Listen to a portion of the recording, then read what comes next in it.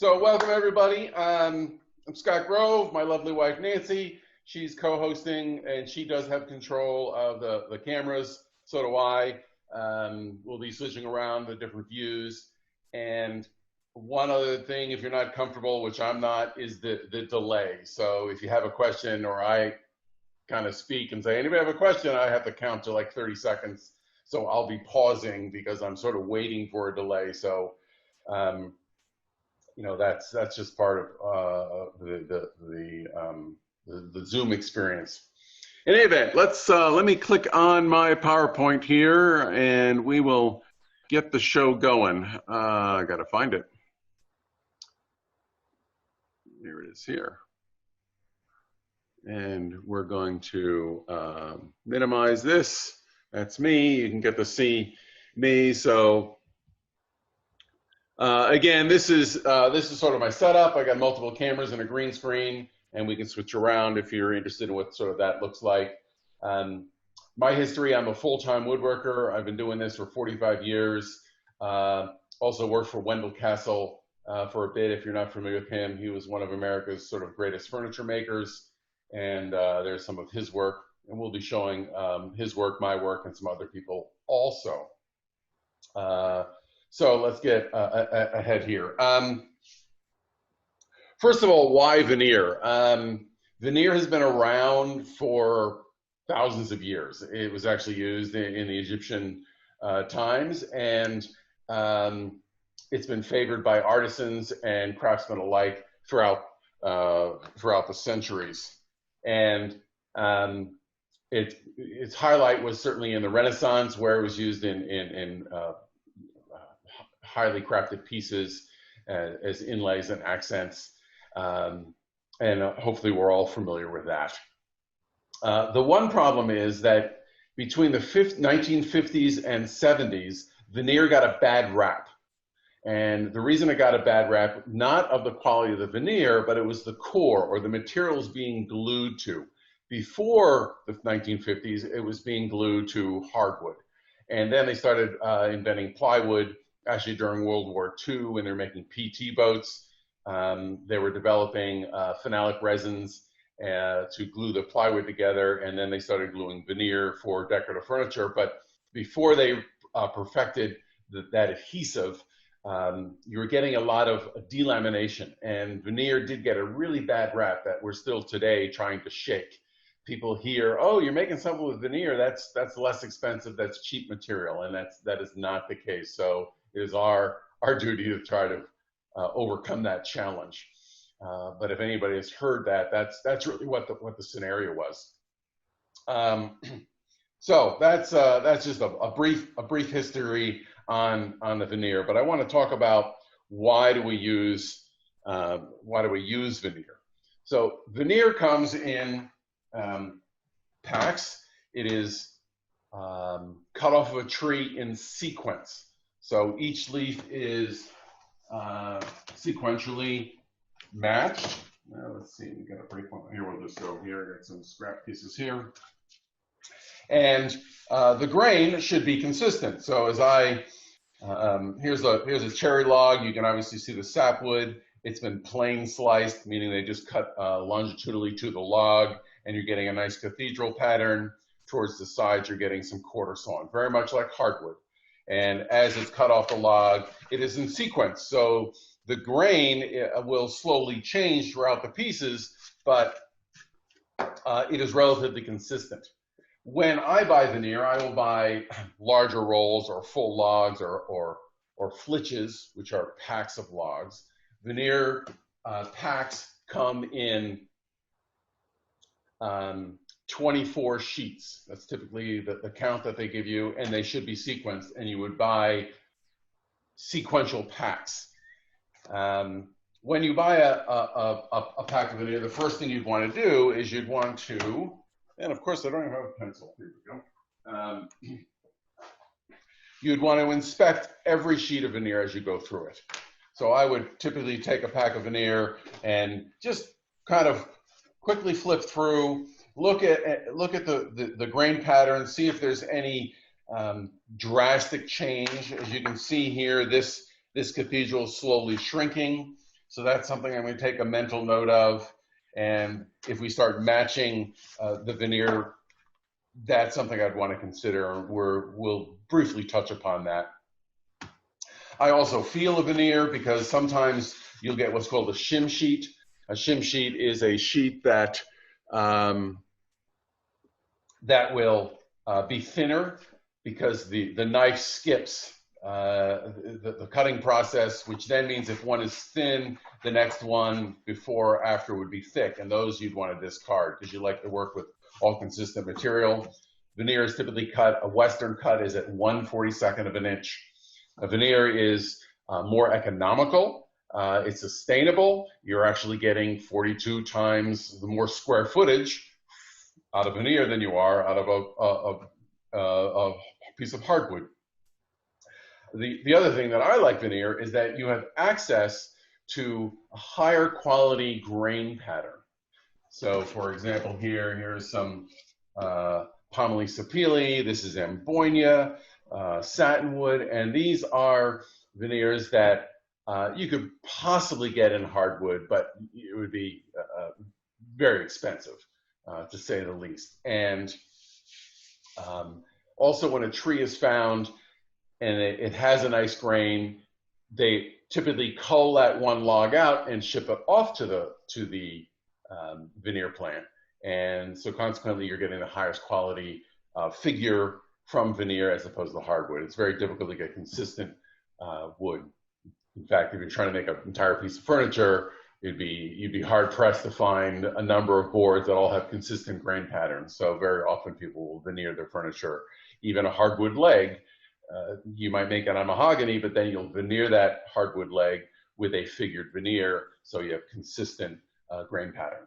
So I just love it. In addition, there are a whole bunch of veneers or species of wood that you can get that you can't even get in hardwood. Veneer will have a nice chatoyance. That's something that I initially was drawn to. In fact, let's go back to the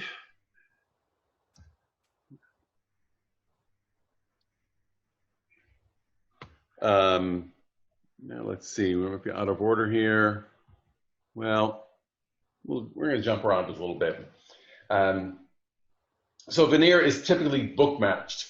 So when you take your leaves of veneer, grab another pack here to just kind of show you what that's about. Go to camera 2. So if I have a pack of veneer and I want to make a larger panel, typically it's book match. And what that does is that the grain sort of lines up. This has been cut out of sequence here. There you go. So the grain will typically line up in the center, and you know, I think everybody's sort of familiar with that book matching process here. So, and I can zoom in on that. So I would simply book match, and that's what that previous pattern here. Typically when you book match, you would book match with sapwood or some nice patterns and create these sort of imagery within the veneer. And as you see, standard sort of tops are book matched. This particular peach is book matched and end matched. We will talk about that in a bit. Radials are very common when you're making a round table and you're cutting sort of pizza pie wedges and sequencing them around a table, creating these beautiful sunburst patterns. This is very common pattern match when working veneer. Here's another radial top. Here's some of my work, contemporary work. And again, this is a perfect example of where I use walnut hardwood legs, but then veneer the legs actually with a Wenge top. This is actually a dining room table. But the radials is something that you'd want to sort of look into if you're trying to do a round table as opposed to just book matching. My general theory behind all of this is I always like to say if you're going to spend time making a veneer piece, spend a little extra money and get something really nice as far as the species of veneer. Why work with plain sliced, walnut or maple, where for a couple bucks a square foot extra, you can get some burl or something really exotic. Your time is the same. That the labor doesn't change. It's just the cost of the veneer. So relative to the entire job, the cost is a very small percentage by upgrading your veneer. This is actually a rosewood radial I did out at Anderson Ranch in Colorado last summer. And I actually put some darts in it too. Here's some other work, but veneer can also be used to veneer other surfaces, meaning it doesn't always have to be veneered over hardwood or on MDF or chipboard core. You can veneer on acrylic. So for example, if you're trying to make a lampshade and you want veneer is thin enough for light to go through it, you can use epoxy and veneer to acrylic. And this is a piece of mine where that sort of boat hull is a fiberglass hull. So I veneered just the top surface, and it's created a very lightweight sort of console table. But veneer is very, very versatile. You can do lots of different things to it. Here's another piece of mine where I stack laminated a bunch of MDF and veneered just the top surface and carved the edges to make it look sort of like a slab that's been cut open, and then in the yin yang format. It's kind of funny when I would show these at shows across the country, people would look at this and say, "What is that? Did the tree grow it that way? Is that a real tree? Oh yeah, it's a yin yang tree," So have a little fun with that. But it's obviously very versatile. You can glue it to a variety of things. And working with chatoyance is another aspect of veneer that typically people will use that's not available in hardwood. So chatoyance is how veneer shimmers. It's that, let me grab a piece of highly chatoyance wood here. Let's see. So I don't know if you can see this, but chatoyance has a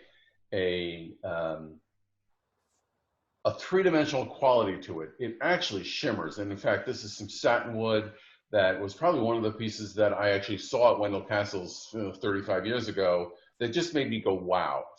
I think we've all seen that glimmer in the wood, and it's how the light refracts off the different cell structure, and from different angles, it looks lighter or darker. So I don't know if I can do this here. I feel like so this is dark to you, but when I'm looking at it from my angle, it's light, and if I turn this around, it turns light.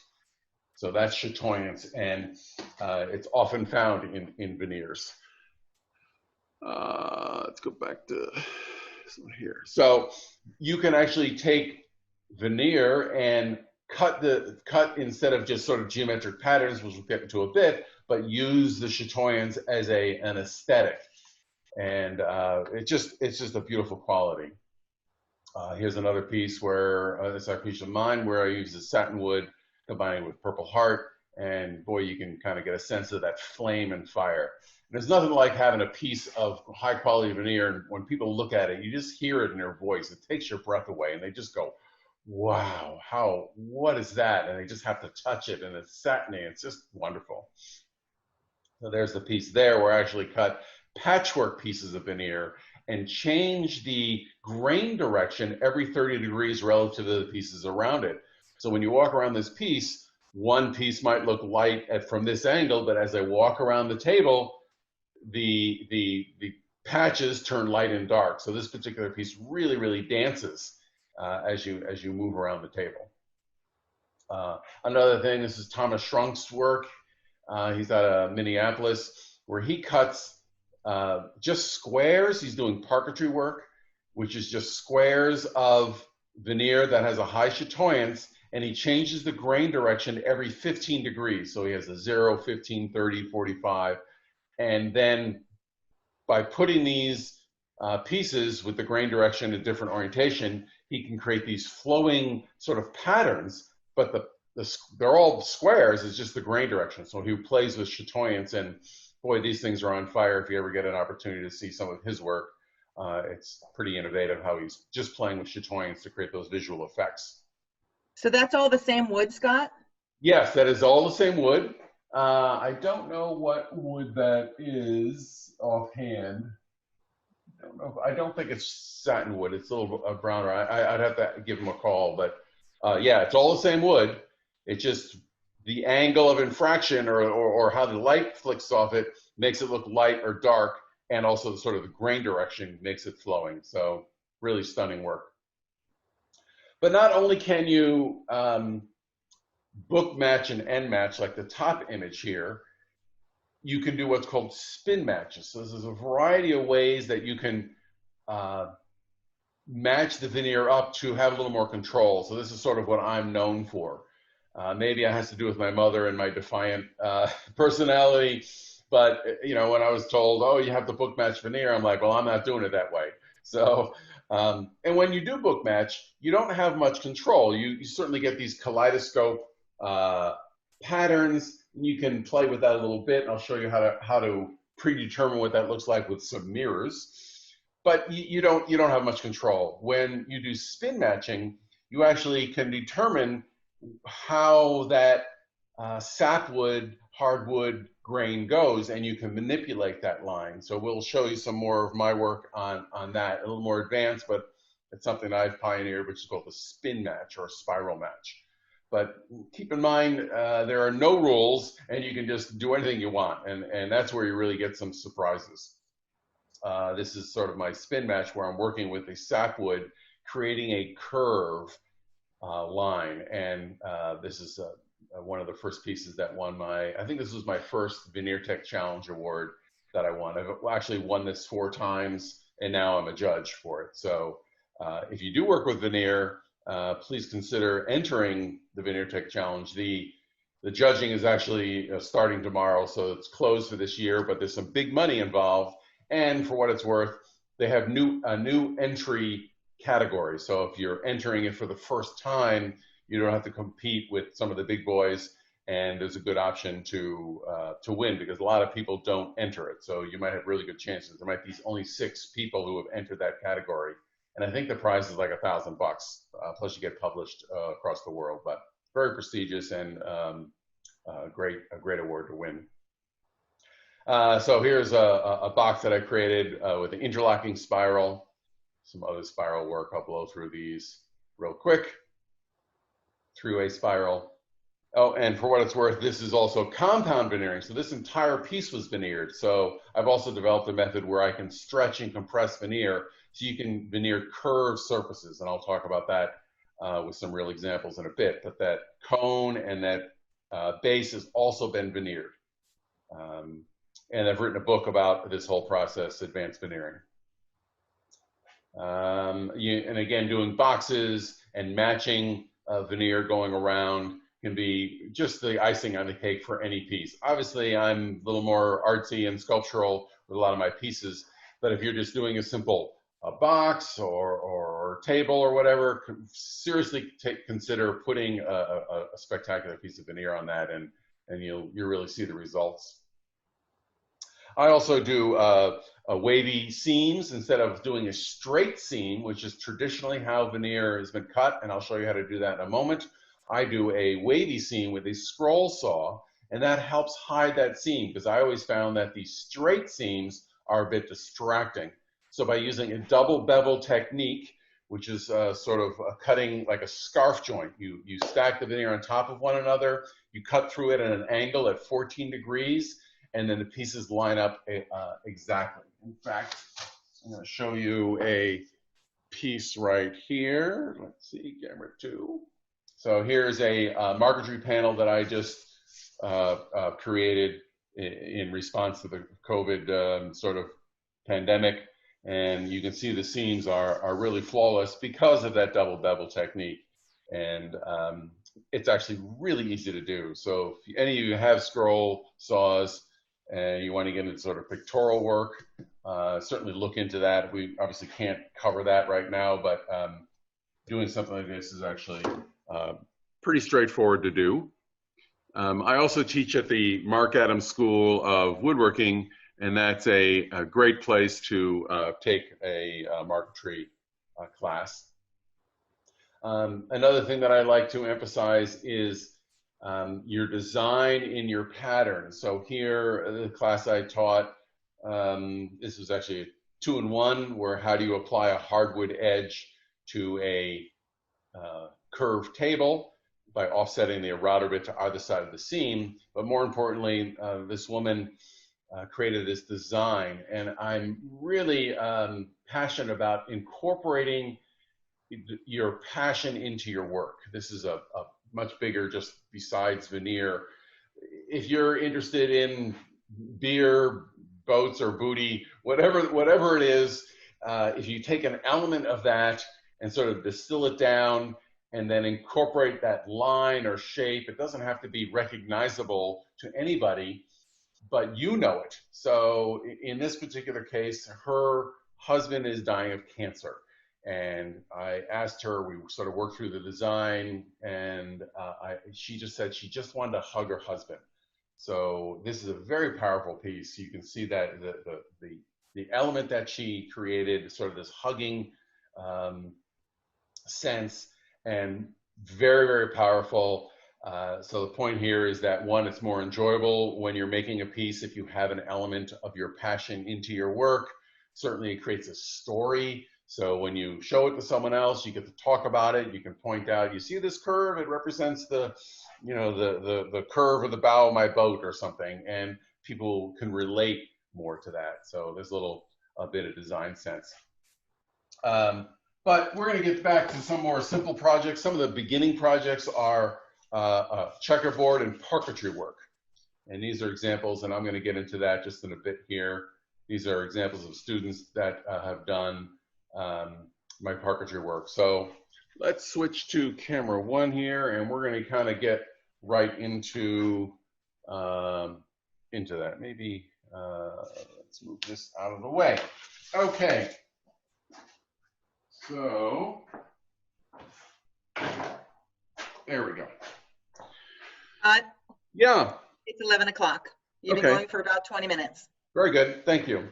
So working with veneer, there's a whole variety of ways of cutting veneer, and you can spend a lot of money on tools. There are veneer saws that you can buy, and for a side note, when you buy this type of veneer saw, this is sort of a standard $20 item. The saw is actually not sharp, so it's important that you know that. This edge here, if you can see this, did not have a bevel on it. So what you have to do is you have to take the blade off and file on a stone, or actually with a file, and hone that edge. You'd also want to flatten the bottom too on a sharpening stone to make sure this is nice and flat. And this is traditionally what people will use throughout the ages. Now, with that said, if you want to really beef it up, you can buy a pre-sharpened Gramercy one. This is a French veneer saw. This is razor sharp. Of course, this is like a $160 veneer saw. And I actually rarely use either of these because my choice of cutting tool is simply this type of utility knife, if you will. It's the kind that extends. You can break off these pieces, so I can always get a nice sharp edge. I like the type that has the metal support, so it gives some strength there. And I would say 90% of the cutting that I do will be with this, and that's for straight cuts. A lot of the work that I do, I use the wavy contoured seam, and that I do on my scroll saw. So the other thing you want is a straight edge, and now keep in mind, if you're trying to size your veneer, you can certainly cut it with scissors. You can use paper cutter or guillotine. That's how it's done in the industry. But I typically would want to say, if I want to book match this, I would first not assume that I have to make my cut parallel with the leaf of the veneer. That's a common problem. People say, oh, I need to cut it right like that, and that's what I want. And obviously you're going to get a bigger a larger yield out of that veneer, but you don't have to. I want to make sure you play with the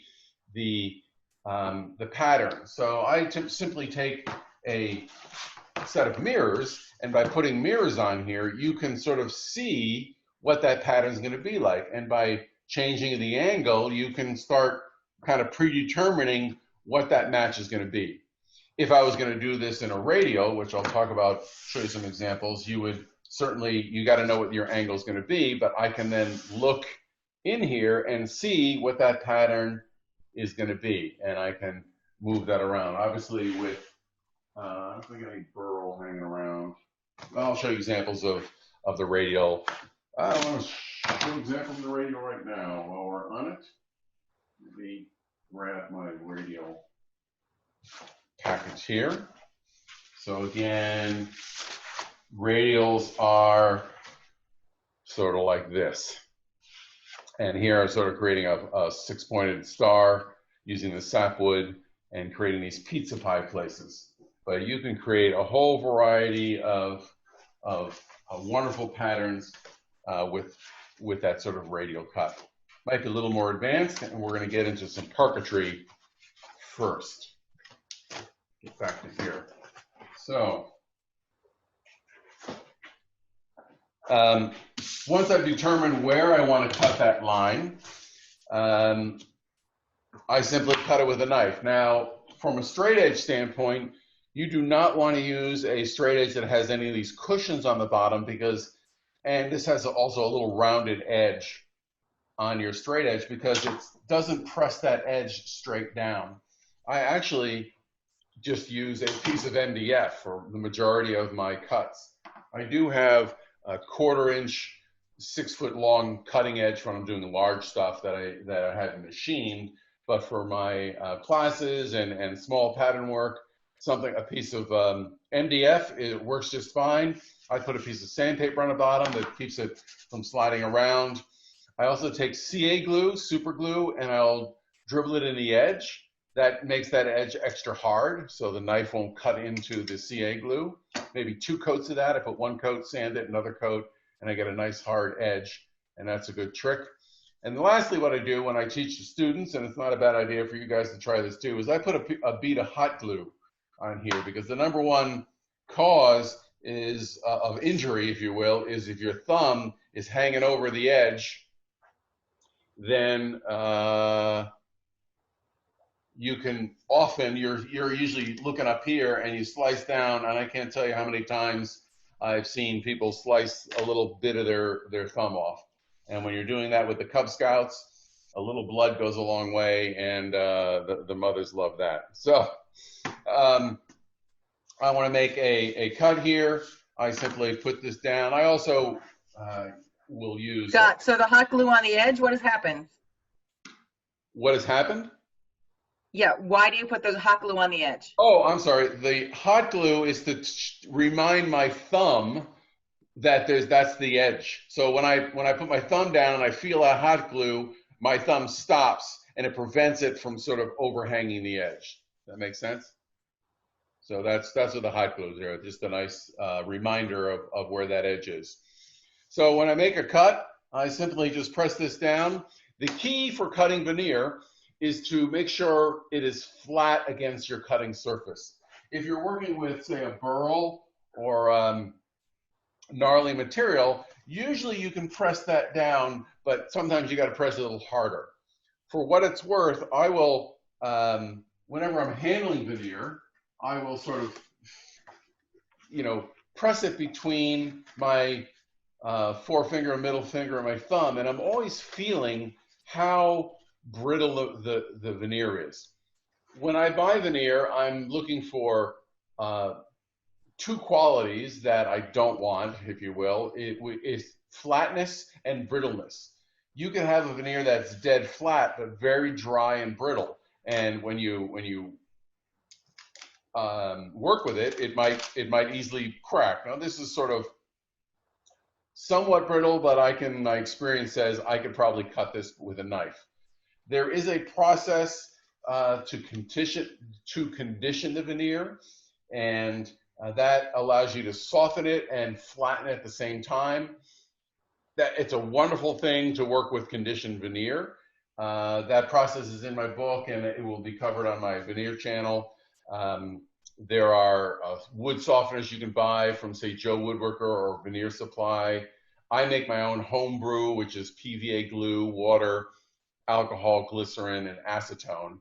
And I mix that up, and you go through this process, and it softens the veneer, and then you press it flat and then dry it out. So if your veneer is too dry or wrinkled, like it could be wrinkled but soft, but it's still kind of I think the technical term is a pain in the ass to work with. So I like to have nice, excuse me, nice flat and supple veneer. Point being is I'm choking here. Excuse me. I want this to be flat to my cutting surface. When I take veneer, I simply run my knife along and make a few light cuts. You do not want to try to cut through this in one shot, because it might grab the veneer and run off.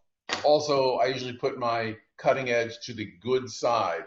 So the waste side, if I make a mistake when I'm cutting, it's no problem. It's gone off into the waste side. I haven't ruined my good piece of veneer. I could actually recut this right in place, 2 or 3 cuts, and I'm good to go. And I have a nice protected end. And for a single match like this, I would typically just cut each piece individually. If you're doing multiple panels, you could gang cut these and put these all together, which I'll talk about in a bit. But that's sort of the first thing, and I've got a perfectly nice tight seam there. And I might want to line up the grain a little better. There we go. Okay, so I'm looking at this cathedral pattern and trying to emulate a traditional book match. So when you're trying to then seam this together, there's a number of ways. Traditionally, and in sort of large production shops, you want to use veneer tape. Veneer tape comes in a variety of thicknesses, 34 and 40 gram, and you'd have to get a veneer dispenser of some sort. This allows you to advance it. It wets the glue, so this is a moisture-sensitive tape, and I can put this on and glue that down. The reason this is a better tape is that when it's dry, I can use an iron to dry that out real quick and be ready to go, or I can just let it set like this. But it's very thin and very, very strong, so I can handle this. But a lot of guys who are doing sort of small parquetry work will just use a veneer tape, a masking tape dispenser, and it's good to use the painter's tape. There's a purple tape that's even lighter than sort of the blue tape. Purple and yellow, I think, are a lighter adhesive. But what you want to do is you want to tape this. And how I would do this is typically work the seam. I sort of kind of go down, and I will usually tape in 2 or 3 places. And once I'm sure that my seam is nice and tight, you do want to cover up the entire seam so the glue doesn't seep through that seam when you're pressing it. But that's typically how. Yeah. Do you want to talk about the top and bottom and marking them? Well, there is a method that when you buy your veneer, one thing that I will do is I will typically number each piece of veneer. So I will go 1, 2, 3, and 4. So I have these in sequence. So if I'm doing a radial or some pattern and I start playing with these and get these all mixed up, I want to be able to put them back in order. So that's certainly something that you may want to do. That really depends on if you're doing usually a radial or not, because you need to sequence those leaves as you go around sort of the clock, if you will. But in this case, when I'm book matching, there is a top and bottom. So this is the top and that's the bottom, or vice versa. It really doesn't matter as long as you know the orientation. What I will often do is I'll put a 1 and I'll circle it. Then on this one, I will do a 1 and I'll underline it. So then I know if I'm book matching these 2 pieces together, I'll want a circle faced and an underline faced. And then I know that they're sort of book matched or flip-flopped, if you will. it's pretty obvious when you're dealing with a cathedral pattern, but if I was working just with a quarter sawn section of a panel, I may not know what that face, it's actually called it's a compression and a stretched face. When the veneer is sliced off of the veneer slicer, the slice that peels away is stretched, and the other side that remains on the log is compressed. This is just more of a thing to know, but it doesn't really matter, because if I'm book matching, I'm going to have a compressed face up and a stretched face down, and that's just fine. But you do want to, if you're doing a number of these pieces together, you would want to be sure that one is flipped over. So I'm getting a proper book match, but more importantly, the chatoyance, because this stripe might look light, you'd want this to be dark and this to be light. That's if you have multiple panels. So from a distance, you have a consistent striping. There is nothing wrong with doing what's called just a slip match. When I just push this, hold on, let's see, get these all mixed up here. When I can just go like this, and I can just do that, that's just a slip match. You typically wouldn't do that when you had a cathedral pattern. I would do that just with quarter sawn material. But pattern matching, there's a whole number of ways to do that, and I'm going to touch upon that. But so now we're back to seaming. So again, one is a stretched and one is a compressed face, so it's the top and bottom. I am taping the upside.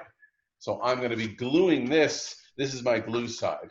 So if you're working with a marquetry pattern, you actually want to work from the back side. Some people work from the back side even on straight seams, and they can see what they're doing. They'll tape the bottom side together. They'll then flip it over, and then they'll use the veneer tape to tape over the top, and then they flip it back over and peel off this tape. For me, that's a lot of flipping around. I usually just try to work on the face as they go along. So that's a basic fundamental on how we seam the stuff together and cut it. It's really easy to work with. And some of the things that you can create with this for a beginner sort of project is take two contrasting pieces of veneer. In this case, I've got curly maple and palmely sapele. So this is my palmely sapele, and this is my a quilted maple. And again, this is, I could have used just regular maple and regular, even walnut, if you will, but you know, I mean, that looks okay, but when you have some figured wood, it's just a real wow. And how I sort of do this is I actually take my cutting strip, and I've actually cut this at the width of the strip that I wanted, which is 1.5 inches. So I would simply cut a series of strips and then alternate them and tape them together. So I've just simply taped them together. Then once you have your panels all taped together, you're going to want 4 of each. You then turn 90 degrees, cut a 90-degree strip, and then cut strips this way. Let's see if I got them here. Here's another one. You see I do a lot of this. And if you get into production, what I typically do is I would take another strip and I double stick tape, and I put this down here, and I will simply put that on, come in here, and I'll make a cut like this. One thing that I will do is when I'm cutting is think about the exit, because if I'm exiting down on this side here, this might pull out or it might split because I'm cutting cross grain. So I will make my preliminary cuts through this way, and then I come back and cut into the grain, the end grain this way, right? So now you're simply cutting your strips perpendicular. And if this happens, so here I've got a little broken part, I'm not going to worry about that. I'm going to flip this over, and I can simply tape that back together because it just broke. I didn't lose any material. So I can tape that back together. So after you have your cross strips, then you're simply going to flip them around, right, and stagger to create a chessboard or checkerboard. This is a great project to do with sort of Cub Scouts or kids or yourself, whatever, and you can really crank one of these out pretty quickly. A couple other things that I might suggest you do is when I cut these strips, I don't know if you see here, I leave the outside strips extra wide. So I only cut 3 that are 1.5 inches, and then this last one is 1.25 inches or whatever it is, it doesn't really matter. The reason being, and I do that on the single strips, and then also when I do these end strips this way, I will make these checkered strips extra wide. Point being is now I have my checkerboard and I've got room to cut. So I can then square this up. I would take a diagonal measurement and make sure that I'm dead nut square. Keep in mind when you're hand cutting, there might be some human error and who knows what, things might slip. So this just gives you a little extra working room to square this up and then press this onto a panel. So this is a great simple project, and this is basically called parquetry. Parquetry are geometric patterns that get glued together. And parquetry can be taken to an extreme level where, Escher, if you're familiar with Escher, who does, all the fish that are interlocking, typically that is considered parquetry also. But you can create sort of wonderful patterns just by changing the grain. Here I've actually sand shaded, where I've taken some play sand, heated up on a hot plate, and dipped the veneer in, and that gives a sort of a weave, a shadow that makes it look like these pieces are diving down and coming up. Here's another parquetry pattern here, just by changing a square and sort of along. The math is pretty simple. And again, I've sand shaded that. Sand shading is also used for sort of decorative, these fans that you'll see that are corner, where I've sand shaded just one side. But creating patterns is a really good thing. And you can also get really crazy. What I also recommend our students to just don't even try it. Just start cutting the stuff together and seaming it and recutting it and shifting, and just who knows what's going to happen. This is actually dyed veneer. You can buy veneer in a variety of dyed colors also, and figure, and simply put them together and cut them and shift them and just keep going, and you kind of get a really crazy pattern, but you never know what's going to happen there. Let me get some other patterns here. But there are a variety of ways you can put this stuff together. So after you do a checkerboard, and if you're trying to create a pattern, by changing the grain direction, you can do sort of, this is a diamond shape or a box where I'm matching the grain up, and you're sort of getting this square. And if you have a nice straight grain, you kind of get this perspective, which is kind of cool. Or what kind of wood is that, Scott? This is Macassar ebony.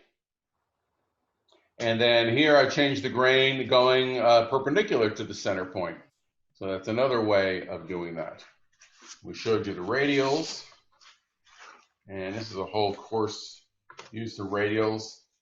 But you can just have some fun. Here's another one where each, the grain is going 45 degrees to each seam coming around. So there's a lot of really fun things that you can do simply by hand cutting the veneer. And let's get rid of that. And we got a chessboard. And I think I've got a couple other patterns here. Yeah, these are just more examples of the various patterns done with walnut. And if you do sort of these little squares, this is common where you take these little guys and then you match them all up and you create a whole field of these little square patterns. And again, diamond and reverse diamond. The one thing that you'd want to be careful with, I don't typically like the box pattern, is because if the grain is not cut 45 degrees to this seam, the box doesn't look square. You see how the box kind of looks a little goofy, and this is emphasized even more. So you typically wouldn't do the box with grain that is not perfectly parallel. So Macassar ebony would be a good one to do that with, or zebra wood is pretty consistent.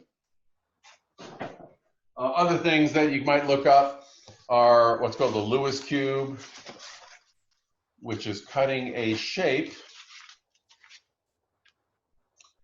It's a 60 and 30 degree element.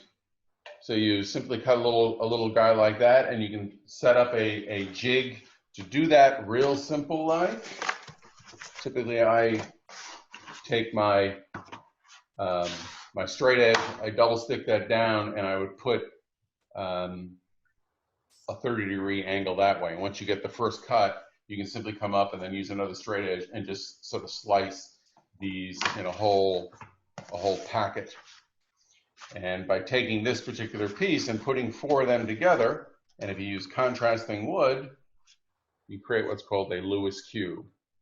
You can see sort of that. That's kind of a real fun thing to inlay into a board, or you can stack these together and make it look like a bunch of cubes going up. And this particular shape now also allows you to create other patterns. So you can create stars and all sorts of fun patterns. And here, the grain, you start paying attention to the grain, where the grain is going radiating from the center, as opposed to where here it's driving into the seam.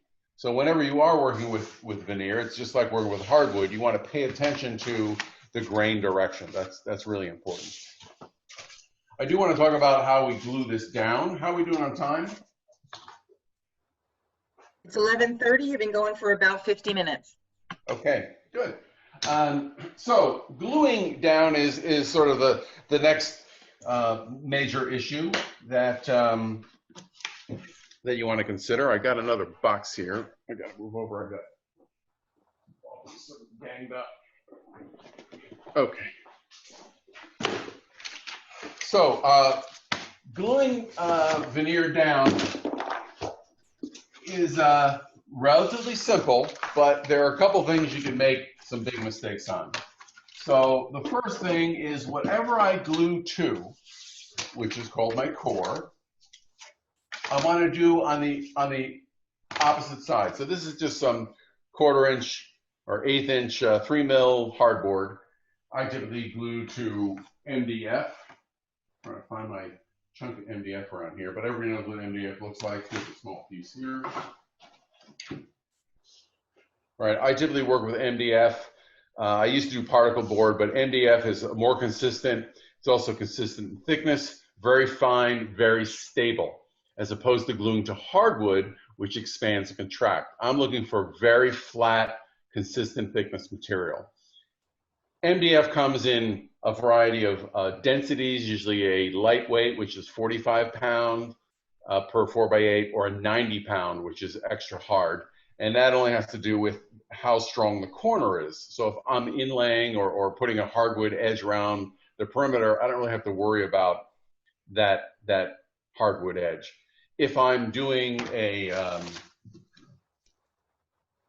table like this here, where I'm concerned about that vulnerable edge, I would use the 90 pound. So although in this case, I actually still don't trust the MDF, I actually inlay a piece of hardwood on that drop edge there and here also. But actually this one I didn't. I put the hardwood edge here, but so that's a good example. So this edge here is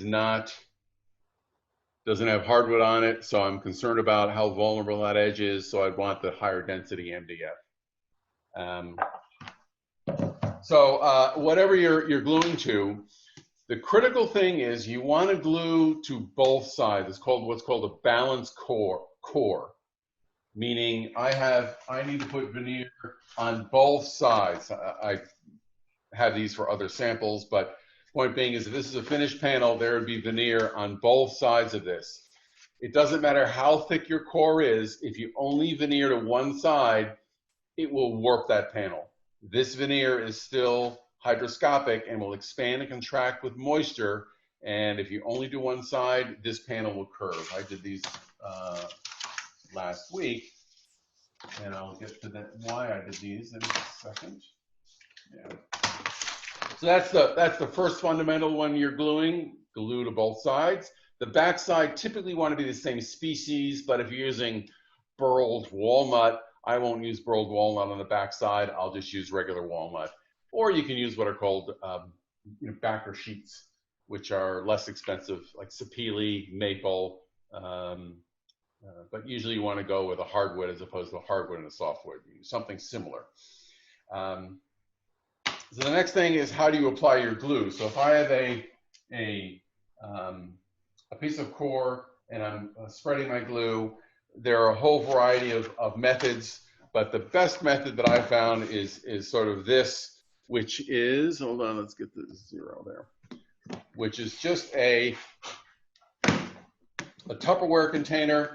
And I use this not only for veneering, but everything in my shop, where I have a paint tray that's inside here. I have water in there, just an inch of water, and just a paint roller. You can use a foam roller, or I usually use a nap roller. I usually have a chip brush in here also, but this allows me to have one-handed operation. So if I'm gluing, I can simply open this up, get this out, roll off the excess. I can even roll it here, and I can simply roll it on my wood very quickly, put it back in, close it. That moisture in there is a high humidity environment, so that is not going to dry out. And this makes it very quick, so when I'm rocking and rolling in a shop, I'm not worried about having to clean that MDF or the roller and monkey around with that sort of thing. I'm grabbing a piece of MDF here. There we go. Okay, so the number one cause of poor veneering is when people are rolling their glue out. One, they put way too much glue on, okay? And if you load this up with glue, what's going to happen is there'll be too much moisture. And when you put your veneer on top of that, that moisture's got to go somewhere, and your veneer is going to swell up. And then you put it in the press. The press will not be strong enough to overcome that swelling process. And I don't know if you can see it here, but here's one where I glued put too much glue on, and this will wrinkle. So the surface is now wrinkled, and the whole job is ruined. So that's the number one cause, putting too much glue. Yeah. What kind of glue do you use? So I use a variety of glues. I typically use PVA glue. So briefly on selecting what glue you want to use. It has to do with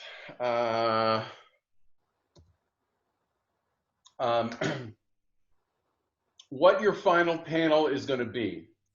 Glues, in my opinion, are broken down. The glues that I use, I could talk all day on glues, but it's either a PVA glue or a urea formaldehyde glue, like Unibond 800. That's a resin and powder mixture. You mix that up, and that is a rigid glue line. It's waterproof, and it's gap filling. So those three properties will help me determine if I need that for my end product. Meaning, if it's a long shelf, for example, that needs to be strong. I want a rigid glue line. If I'm doing a curved panel, here's a job that I'm working on right now. If I'm doing a curved panel, this is built up with a number of layers of laminating plywood. I don't want any spring back, so I want a rigid glue line. If I did this with PVA, there's still a little resistance in this curved plywood, and this curve would spring back a little, and I need this curve to be right on, so I'd use a rigid glue line.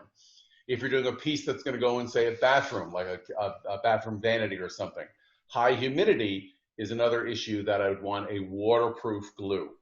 So in those cases, I use the urea formaldehyde glue. Most cases, I use a PVA glue. Now, for many, many years, I used just white glue, Elmer's white glue. The reason being I use white glue over yellow glue is it has a longer open time. And that is the second cause of poor gluing. It's because people will roll their glue out, or you can use a glue spreader. But however you're applying your glue, you got to get it on there fast and in the press. And we'll talk about presses in a second. But if I use a glue spreader, some of these people are my students, they think they're Picasso and they're rolling, and you want to obviously get it an even coat. But you can't waste a lot of time getting a cup of coffee in between. You want to get the glue on and get it into the press. Reason being, if you put the proper amount of glue on, which by the way is anywhere between 12 and 24 grams per square foot. So if you want to kind of get a sense of what that is, you can cut a square foot panel and roll the glue out and weigh it before and after, and you'll get a sense. I usually have my students do that, and then they kind of get a sense of, oh, that's how thick it should be, because people don't really know until you measure it out or see someone do it, so you can kind of get a feel. Usually people are putting too much glue on. That's, as I said, the number one cause. The second, if you put a nice thin coat on and wait too long, the glue starts to glaze over. And what happens is then you don't get bondage. And there's another one here where I actually let it dry and it starts to delaminate. So you may not get, it'll skin over, the glue will skin over, and you just won't get a good adhesion.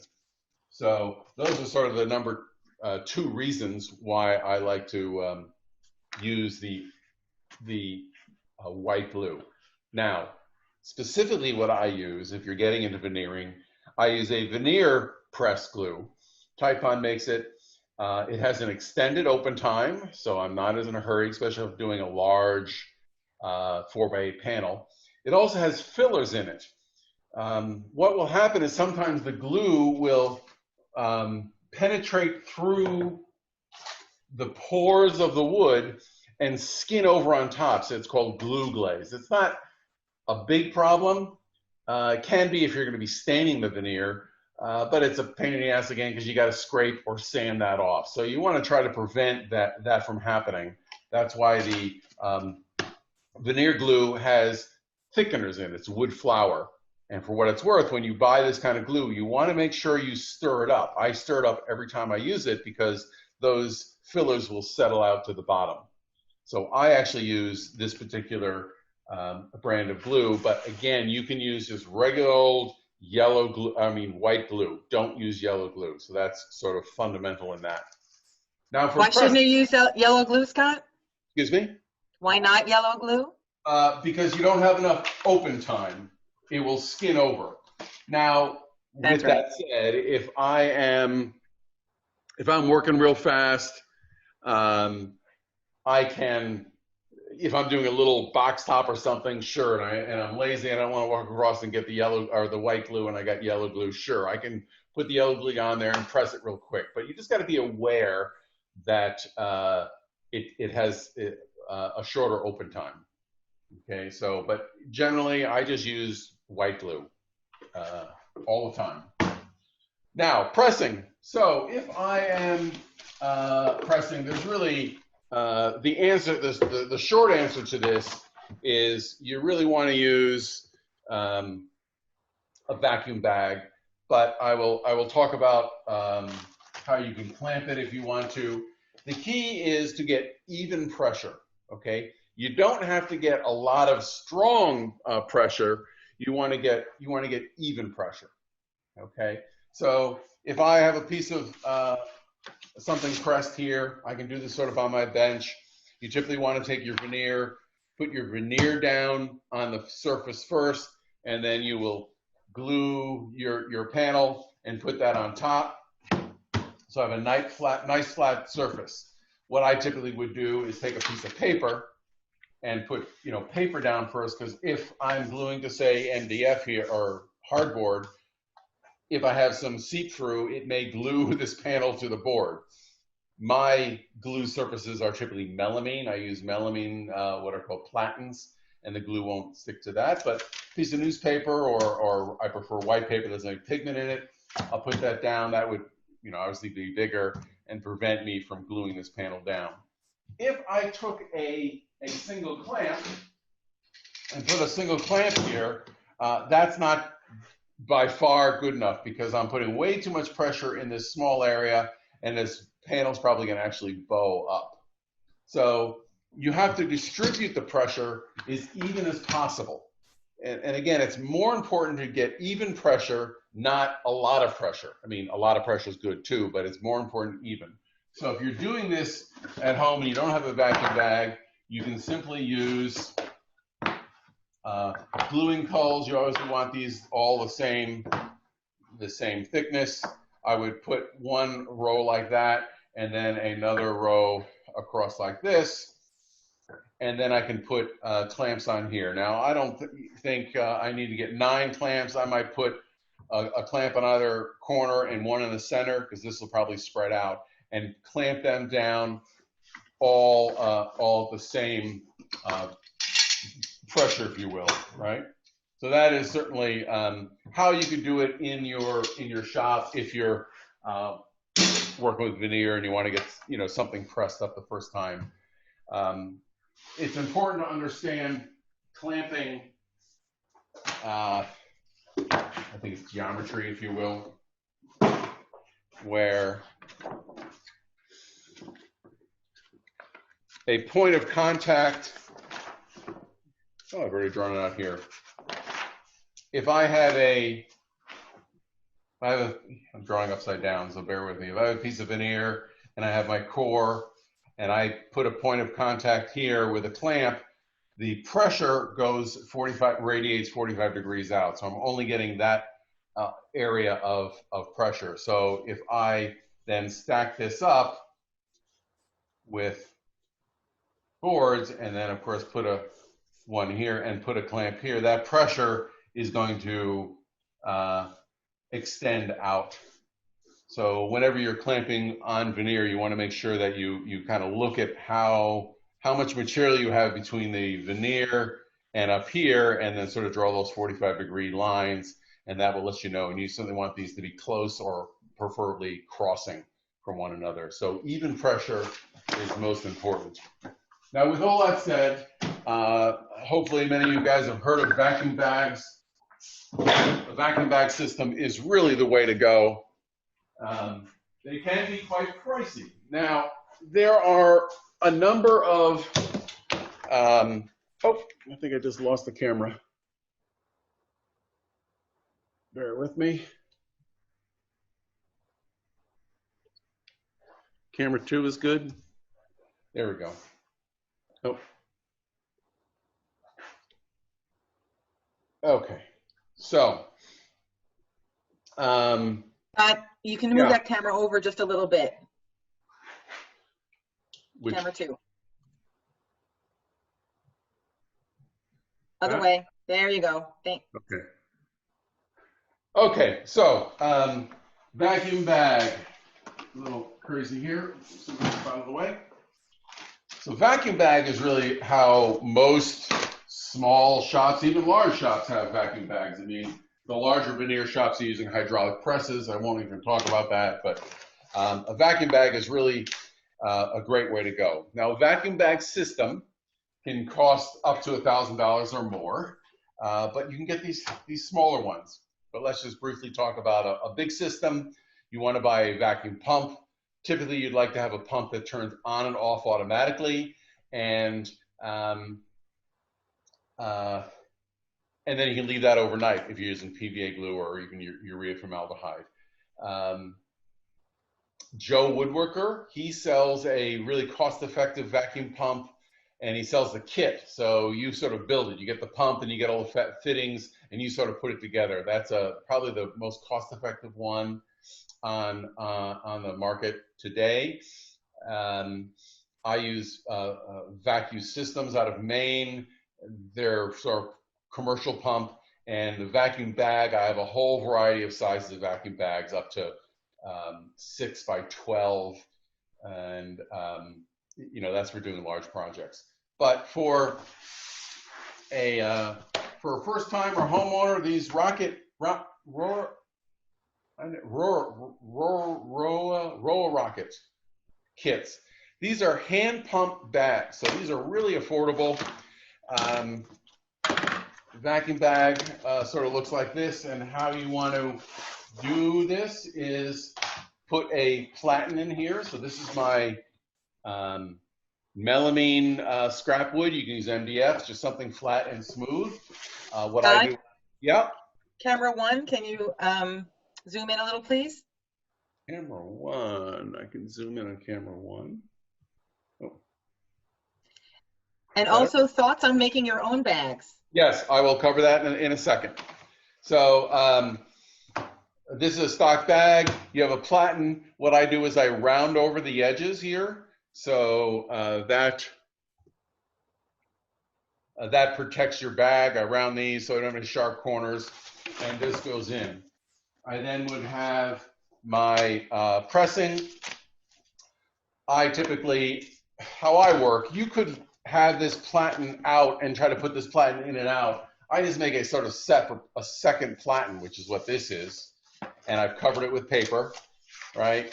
And I have my veneer, and I put this, and then I slide this into on top of that. It just makes it a lot easier to get this in and out as opposed to trying to wrestle with the bag and your initial platen. So I sort of do a double platen system. I put this in. The other thing you want to be careful is however your ports are. There's a number of ways. You can have a top port or you can have a bottom port, but this is a top port. What would happen though is as I start drawing a vacuum, this opening will self-seal onto the platen, and you won't evacuate all the air. So you want to put a breather in there, and that breather can be, you can buy breather cloth. You can just use, this is sort of some sort of packing thing. You can use rope. Often I will use rope, and I will just sort of throw that in there, and that creates a little void for this air to evacuate. Usually there's a little channel all around that doesn't seal completely. Sealing the bag, when you buy this system, they give you this sort of this sealing tape, which is a closed pore neoprene gasket material. That's great, but it's all sticky and it's real tough to open it up and close it. So I don't know why they haven't gone to this system, which most commercial bags have. It's just a pipe that snaps in another. So you would just roll this over and close this on, and that seals the bag. Now here they give you also a pump, and you can take this and you can do that.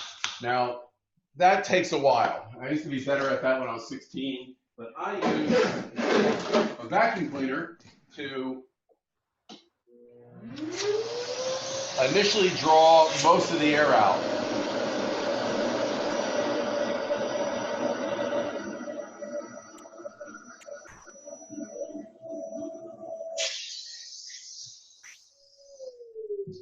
Now, the vacuum cleaner will not get enough vacuum on it. You want a minimum of 15 inches of mercury, and that's based on atmospheric sea level. For every 1,000 feet you go above, you lose an inch, but just say 15 inches of mercury. Then from here, this is a one-way valve, so the air is not leaking out. I evacuated the majority of it. I now can press this on here and continue doing this, and you can feel like this gets a lot. You can feel a difference. When this gets really hard to pump, you know you're getting down there. There we go. This does not have a gauge on it. If you want to get sexy, you could probably put another port and put a gauge in here and know what you're doing. These bags are actually made for doing curved skateboards. That's what they sell them. I think it's like $30 or something. It's really affordable, and they come in all different sizes. So that's how I would press. And how I do it is I press one side at a time. And the veneer, again, goes down first, and then the core on top of it. I typically will do the back first. So I put my veneer in, my backer. I'll put my core in. I stick that in the bag, let that go for an hour. That's enough for the initial tack and adhesion to take place. It's not a full cure, but I can pull that out, then flip it over, and then do the face, and then put that in, and I'll let that sit in there, say 4 hours. I could, in fact, take it out in an hour, but I would want to let that moisture evaporate and get a full cure with the PVA glue. So I usually let it go for at least 4 hours after that before I sand it or do any machining. Making your own bags is a good, viable possibility. And I typically use, I gotta grab one, is a garbage bag. Scott, Yeah. you got about 10 minutes. Yep, this is getting towards the end here. So you can use a simple garbage bag. You can put your flatten in there. I'm just grabbing some scrap wood. And how I do it is I will take my hose. Let me grab my hose.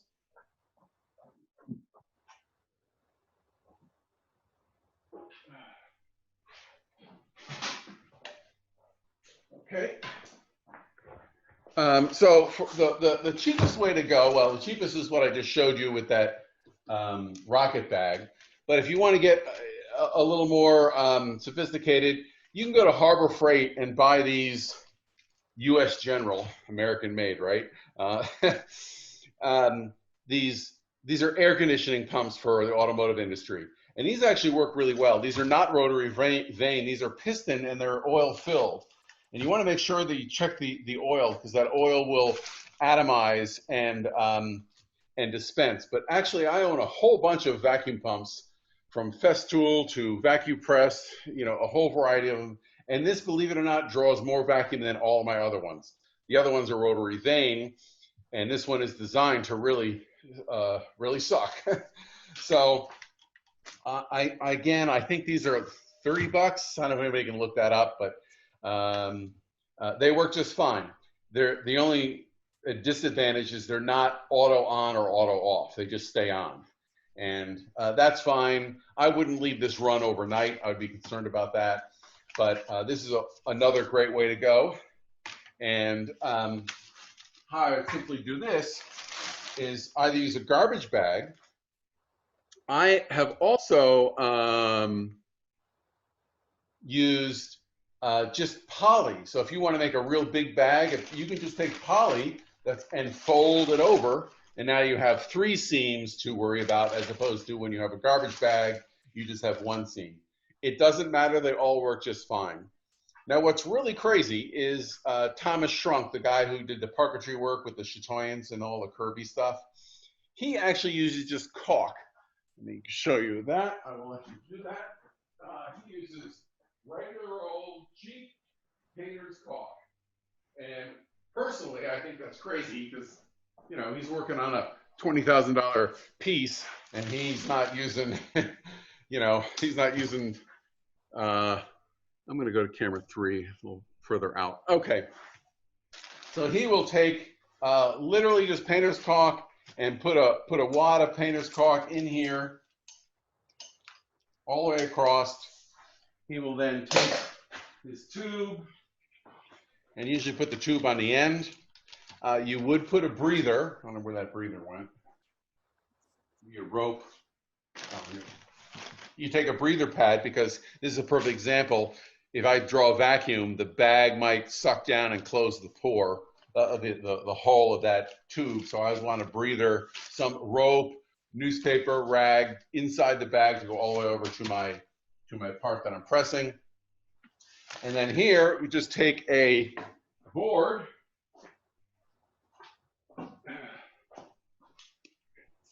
Run out of space here.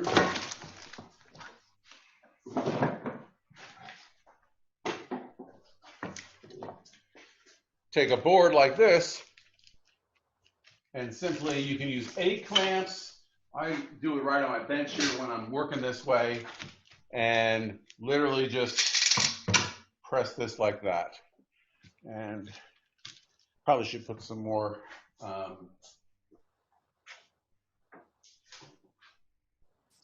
caulk around that, but let's see if this will fire up. Just 1 clamp will work? Yeah, because it usually will self-seal. You know, it depends how big your bag is. Oh, I see what just happened. You can hear the pump. Right, the preacher doesn't practice what he preaches. Remember we talked about the breather? I meant to do that.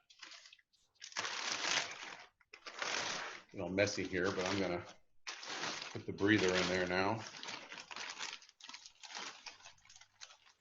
And obviously this is a disposable sort of thing, but this does work really well for your first time. In fact, I'm just gonna shove that breather further up, or shove the hose further up to the breather. Now, also, while we're doing this, is I don't have to do this flat. I don't know if you've seen on my website, I have spiral staircases or curved spiral pieces. You could put a stack of veneer in there, and without having it flat, you can suck a vacuum and you can have it freeform. So I could wrap this around a pipe or a mold and create spiral elements. Let's see if this will suck down right now.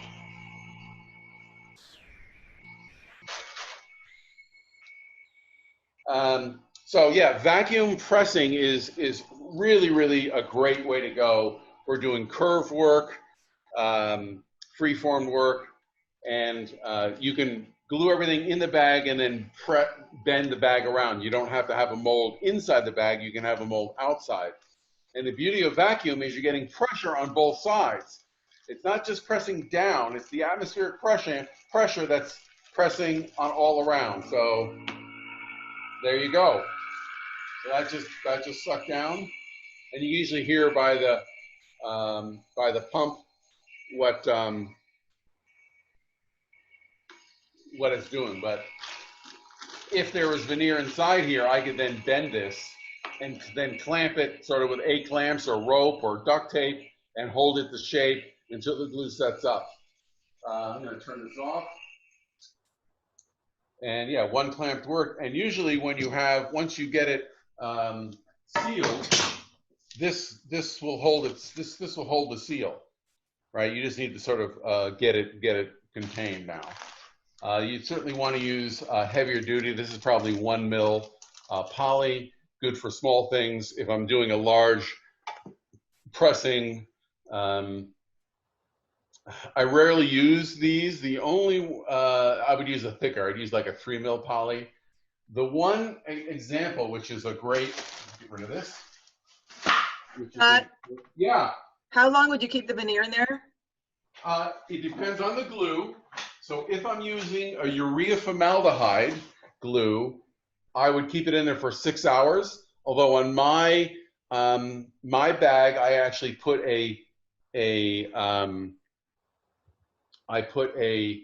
heating blanket over the bag. So if I have my bag, I'll then take a heating blanket, and that will kick the urea formaldehyde or epoxy in like 2 hours.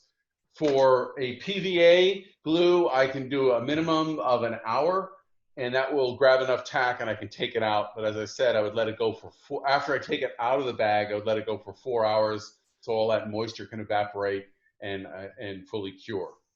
So you can cycle things through every hour. Now with that said, rules are meant to be broken. I've done it in half an hour. So if I'm doing a back and then a front and I'm in a hurry, I will put it in for half an hour, take it out, flip it over, re-glue, and put it back in. And the bag will still sort of apply some pressure on the top. Not real even because there might be wrinkles in the bag. And if you're wanted to be really diligent about how you do that, you could actually cut another platen for the top and only cut that exactly the same size, because if it's oversized, it'll bend over your platen. But one other thing that I wanted to talk about just briefly, and we'll get some Q&A. If, say, for example, say this is a sculptural desk or something, and there are legs on it, and I can't get this in a bag, and it's too big, and I can't put enough hulls on it to get even pressure, but I need to veneer this. This is great for repairing old desks, for example, or sculptural forms. But say it's an old desk and you want to repress that down, and you can't get pressure on it anyway. By taking this neoprene tape, I could put tape all around this perimeter, right? And then I could just put my plastic just over the top and seal it to there. And then have a port. Let me show you that device here.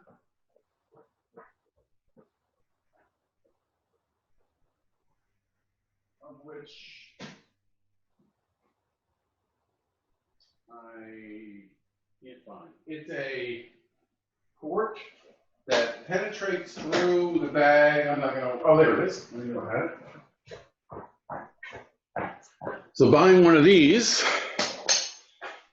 so this is designed to come apart, and whatever plastic bag you have, if you want to go a little more sophisticated than just sticking the tube in the side with caulk, you buy one of these, you cut an X, you stick this in, put that in inside the bag and seal this in. So that's how I seal most of my bags. I don't do the caulk because I want to reuse my bags. And then you can go to that plastic channel, or you could put two boards with clamps on it to seal this. That would be enough. If you use thick enough plastic, you usually don't have to seal it. Just by clamping that together, once the vacuum takes it, seals itself.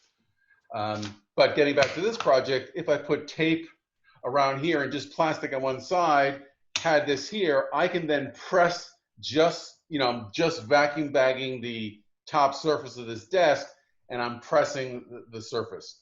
Granted, there might be some pull on here, depending on the size. You might have to take a band clamp and also clamp that on so it doesn't rip off the pressure. But if you cut it just the right size, you're able to vacuum press veneer on a surface that typically couldn't make it into a press or be clamped any other way. And this is something that not many people know can be done with vacuum presses. The vacuum pressing is really great. And you can also do curved surfaces. So you can use a vacuum bag to press around a radius also. So that's, just think about vacuum pressing and vacuum bags and making your own. I made my own in the very early days. Vacuum materials come in either vinyl or polyurethane. Vinyl is cheaper, about half the cost, and most plastic bags are vinyl. Polyurethane has a little more stretch. So if I'm doing a curved panel or putting a mold into a bag, I need more stretch. Plus, it has memory, so when you take it out, the bag will sort of go flat back to itself. But yeah, so I would certainly look into that, and you can easily get into this, $100 or less.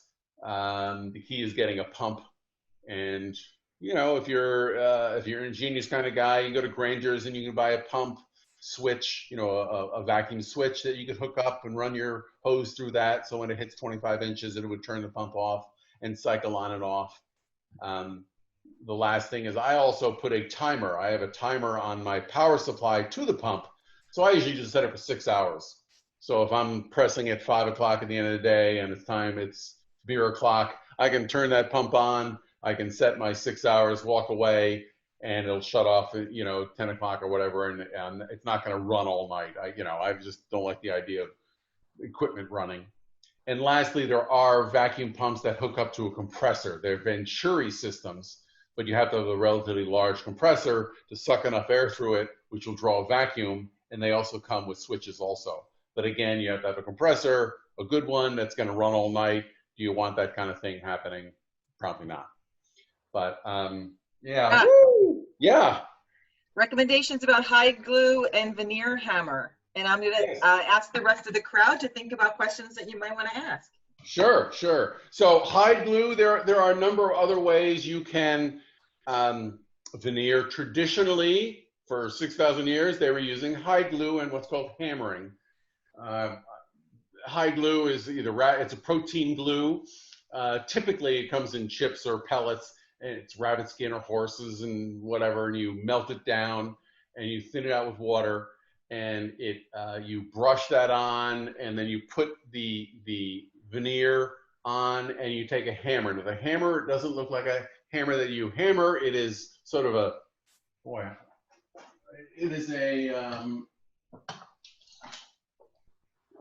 It is a device like this, and it has a cross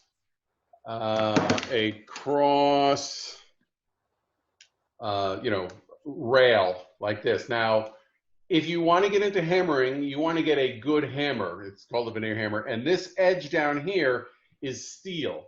Okay, that's important. You also see some of these guys who make them and they're out of wood.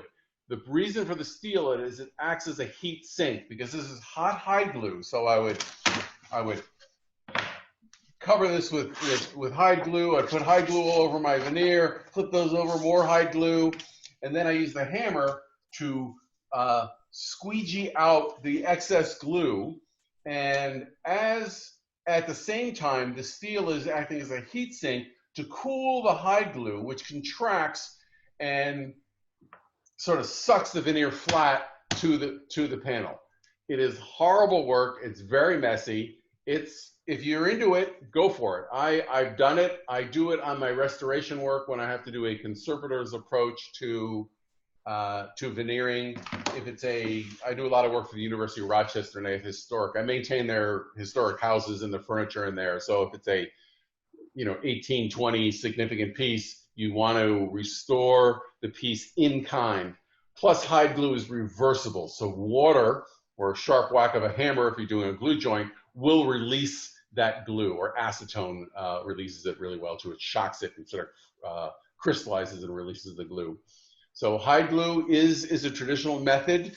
That is the hot hide glue. You can buy old brown glue or hide glue in a liquid form that's been hydrated. You can't hammer that. That doesn't. I mean, I guess you could, but it doesn't work the way hot hide glue, because it's all about the cooling, and because it sets up and grabs in a couple minutes. So you just sort of squeegee and keep rubbing. You can do curved surfaces. There is a place for it, but I just think there's better ways of doing it. But yeah, you can use hide glue. Nothing wrong with that. Yeah. What about using contact glue that's made for veneering? No. Okay, so contact adhesive. Good. I'm glad someone asked that question. Never, ever, ever use contact adhesive. There's an exception, but the reason being is contact adhesive is a rubber glue. It never gets hard. Now, PVA never gets hard either, but rubber glue really stays flexible. And if you use raw veneer, it expands and contracts. It's always moving, and it's going to get bubbles. I actually make a lot of money with these big architectural mill shops that are used to making molding, and then they have to do the doors or reception desk. They don't know what they're doing. They spray contact adhesive on there, put the glue on, they finish over it. Often the lacquer, if you're using lacquer, the solvents will release the adhesive, but if they manage to get it on without that happening, great. The check cashes, and then I got to call 6 months later. Works for me. One exception to the rule is you can buy backer or veneer that has a backer on it. So they take veneer and they put a phenolic backer, like Formica. That's a phenolic with melamine on top. So they take that resin-coated paper and they'll press it on. So you're creating a very thin sheet of Formica with real wood. That prevents the wood from expanding and contracting. So that's the exception to the rule. If you buy veneer that has either a paper, I would question the paper back, but a phenolic backer, you can use contact adhesive. I wouldn't do that for a fine piece of furniture. That's usually done for commercial architectural work, like reception desks. Kitchen cabinets, usually the end panel of your kitchen cabinet is maybe a finished panel or finished end. And I used to do a lot of commercial work in a lot of kitchens, and I would use contact adhesive, but it has to be backed. So, glad someone mentioned that. There's a lot to cover here, and this is sort of introductory, so we're just kind of brushing over all these things. Again, if you go to Imagine Grove, sign up for the newsletter. In a month's time, I'll be having a monthly veneer course, and I'll be covering all these things we've touched on in greater depth. My goal here was to sort of give you an overview, just give you a sense of what can be done, and hopefully, someone will like the parquetry and someone will like marquetry and someone wants to do curved work. Obviously, you're going to have to start, doing a little more research on your own. or you guys aren't far from Mark Adams School of Woodworking. That's a great school, probably the best school in the world. I'm going to go ahead and say that. Certainly the country, but I taught all over the country and parts of the world, and they do a really good job there. So if you haven't seen Mark Adams, go to the website, and there's a whole bunch of people. I've been teaching there for 12 years now, but there are a lot of other veneer people on a whole variety of things, from marquetry to laser cutting to curved work. You name it, they got it there. Okay. So, Any yep. tips on removing bleed through?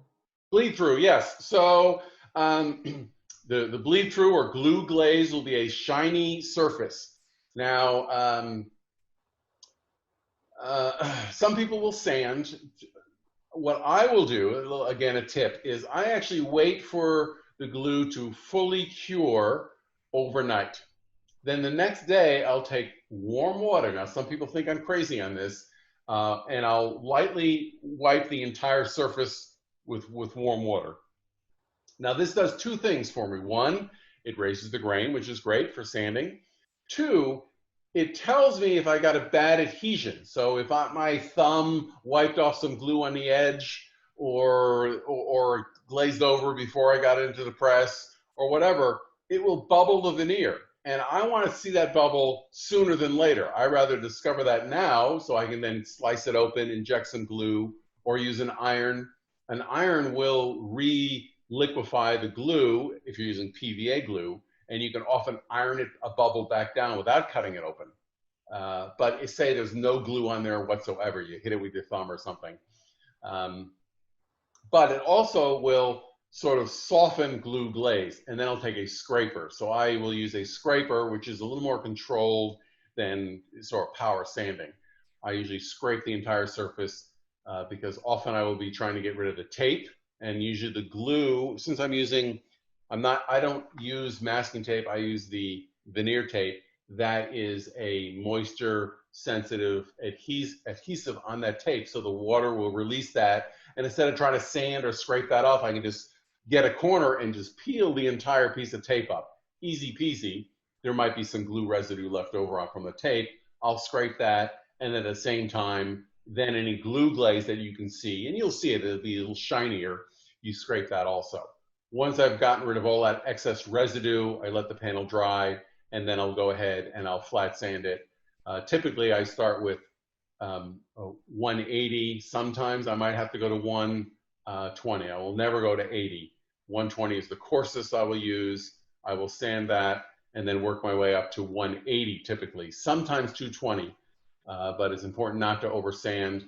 People do get a little sensitive. Oh, there's going to be sand through. You can sand veneer pretty aggressively without sanding through. The issues are not rolling your sander on edge, keeping it flat, and edges. That's where you're going to sand through. If you hang your sander over too much, it's going to roll that edge and you'll get some sand through.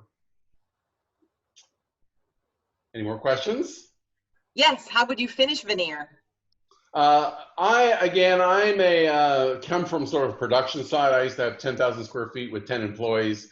I'm a lacquer kind of guy. So I usually spray a self-sealing lacquer. I used to use ML Campbell. I just recently switched over to the Sherwin-Williams. I will use either one of two types of finish. I'm just going to say nitrocellulose lacquer. For what it's worth, I'm finishing. Always work in gloss, because the gloss will reveal, or any finish will reveal, any imperfections. So if there's glue glaze or a scratch or an area that didn't get sanded well enough, I can then sand down through to raw wood and refinish it over with gloss. If I finish with, say, a satin sheen, there are fillers in there. And those fillers, if I sand down the raw wood and then spray another coat of that same sheen on, I will have a halo or a witness line of that sheen. You'll never get rid of it. So I don't know if that kind of makes sense. I have to draw that out. But so always work in gloss until your final coat if you want to bring it down, because I usually go to a dull. Sheens are rated from 0 to 100. 100 is a mirror. 60 is gloss. 45 semi-gloss. 30 is matte. And then dull is 15. So I like to work with a dull, like a hand-rubbed finish between a 15 and a 30. That's lacquer. If I'm doing conference tables or a desk or a high moisture environment or dining room table, I will use a conversion varnish. That's a two-component system that's resists water and alcohol, so you don't get those white rings. If you ever see the white rings in tabletops, that's trapped moisture inside the finish. So if you put a hot coffee cup or a pizza box, it loosens the moisture, it loosens the finish, and that moisture gets trapped in there. Side note, Mohawk Finishing Supply is a professional finishing supply. They make something called Blush Eliminator. It's an aerosol can. It's a slow evaporating, very powerful solvent. So if you have a white ring, you spray that glue, that blush be gone, I don't know what it's called, and it softens the finish and allows that moisture to release, and then the finish will re-solidify. It's a great way of eliminating those white rings on your dining room table. It might take a couple coats, but little side tip there. So yes, I typically use lacquer or conversion varnish. There's nothing wrong with using shellac or oil or whatever your favorite finish is. I know a lot of people are converting over to water-based finishes. I will use water-based finishes on white projects. So if I'm doing a dyed holly or curly sycamore, I've done a couple of those, I don't want my finish to yellow or amber up the piece. So in that case, I'll use a water-based, water clear finish. And they're pretty good now. I was reluctant. Yeah, see, I'll talk forever. Any other questions? That's why I'm here, babe. Yeah. Would it be better to take the tape off before a full cure is complete? You can, but since I use water to release the tape, I wouldn't want to release the glue. There would be a risk of releasing the glue. But it's not, if you're using masking tape, you can certainly peel that off, not a problem. But you can scrape it off, you can sand it off. But again, I like to wait for a full cure. But masking tape, no problem. It really depends how you take your tape off. You could pull a piece out, and if it's been an hour and you want to sand or scrape that tape off, no problem. Before the full cure. That is correct. Yep. Okay. Is that a low VOC NC lacquer?